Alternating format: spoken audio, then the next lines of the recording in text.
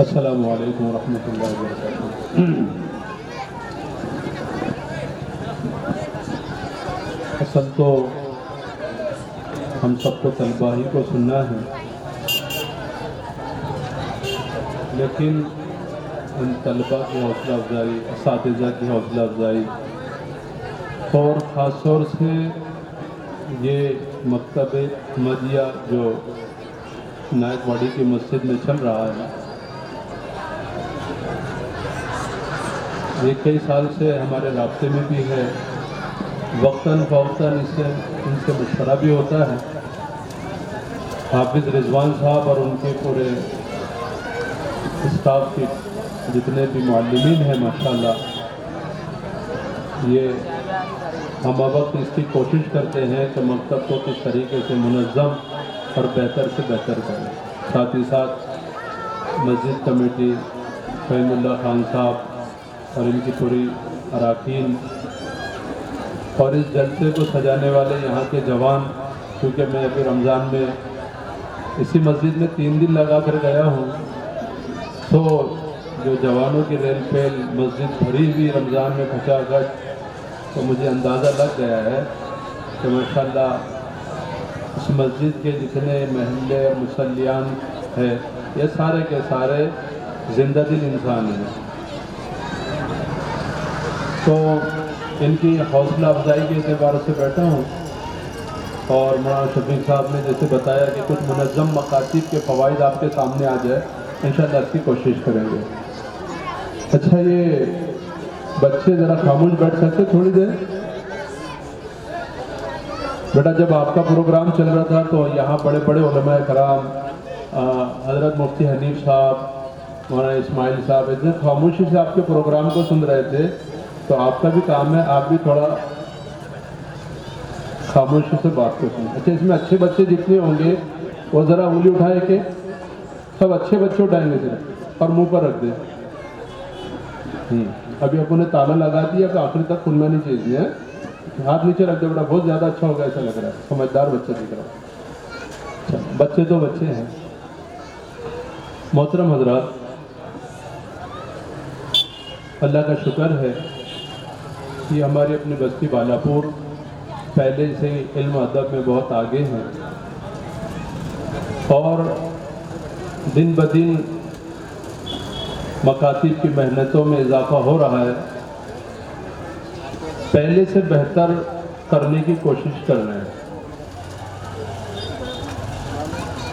اس لیے کہ ایک تو وہ طبقہ ہے جو دارالعلوم میں جا کر دینی تعلیم حاصل کرتا ہے، اور ایک بہت بڑا طبقہ، بلکہ 98% طبقہ وہ ہے جو عصری علوم اسکول، کالج، ٹیوشن سے حاصل کرتا ہے،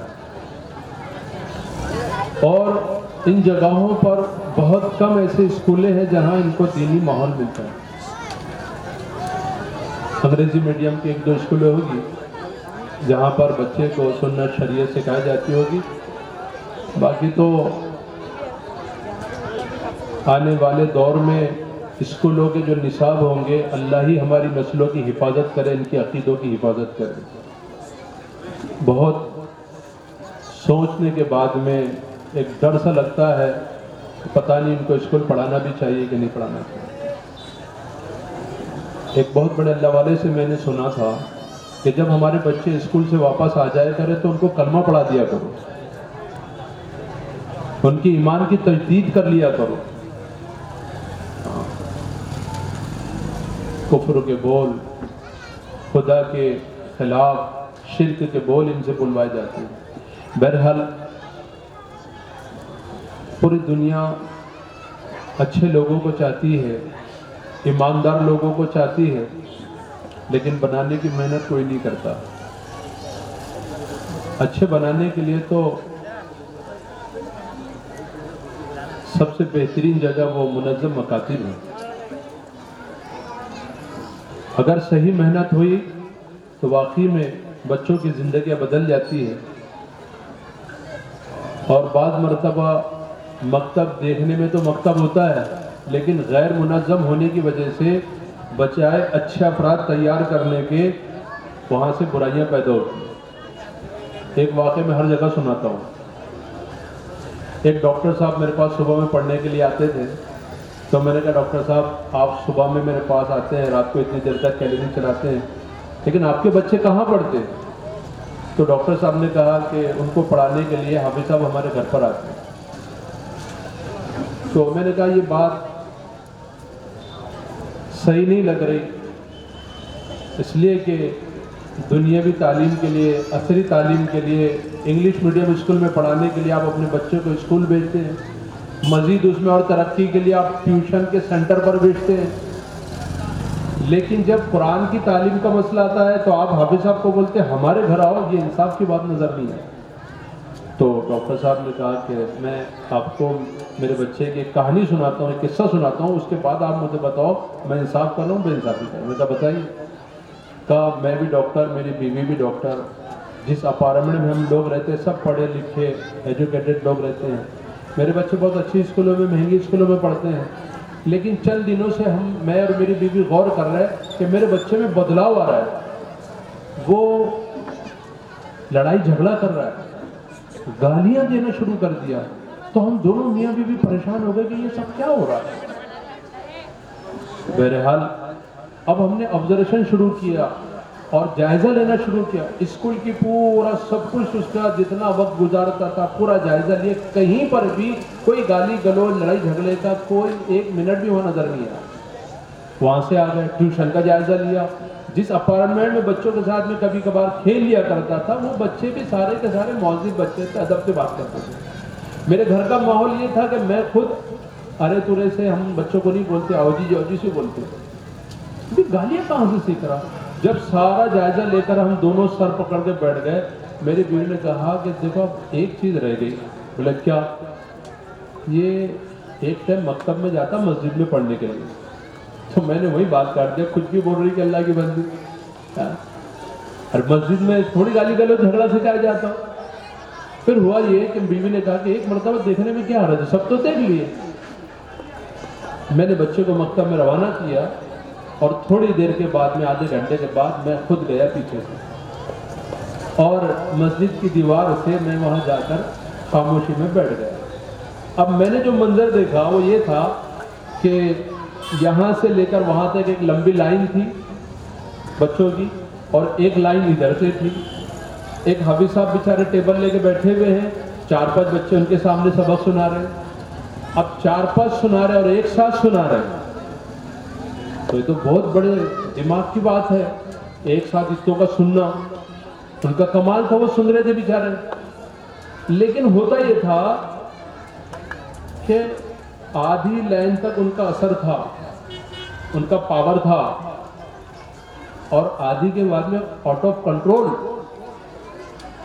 ادھر آدھی لائن کے بعد تو بچے جھگڑ رہے تھے, کوئی کسی کے چھاتی پہ بیٹھا ہوا ہے, کوئی کسی کا بیگ پکڑ کھینچ رہا ہے, کوئی کسی کی ٹوپی, کوئی کسی کو گالی دے رہا ہے, کوئی کسی کو مار رہا ہے.